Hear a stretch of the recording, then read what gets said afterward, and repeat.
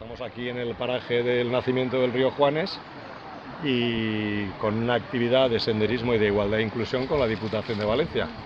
Entonces nada, vamos a hacer unas preguntas que queremos hacer a alguna de las mujeres que han venido a la ruta que estamos haciendo en Iàtova.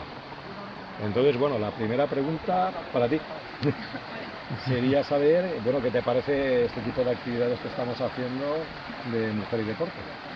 Doncs la veritat em pareix una activitat molt completa per l'entorn, per la formació, per la gastronomia, que també al final es coneix de la comarca del País Valencià.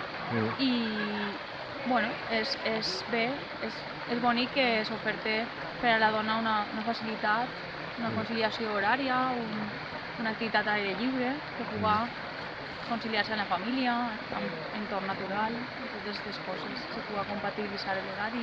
Vale. Y aparte de la ruta que estamos haciendo, las 7 rutas con la Diputación, a la Federación, ¿qué le propondrías para mejorar un poco la mayor presencia de la mujer en los deportes de montaña y en el senderismo?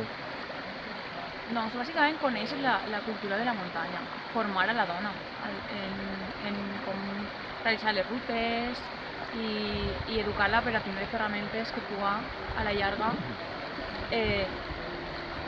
ser independent en rutes de muntanya o tindre més llibertat per a poder-les realitzar. Però...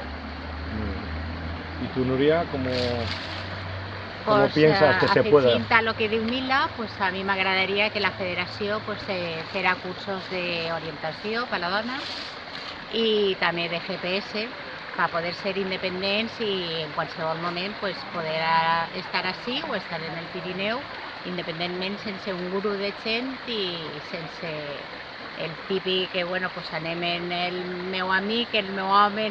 No, anem nosaltres i anem per el nostre compte. Ser més autònomes, no? Empoderar-se.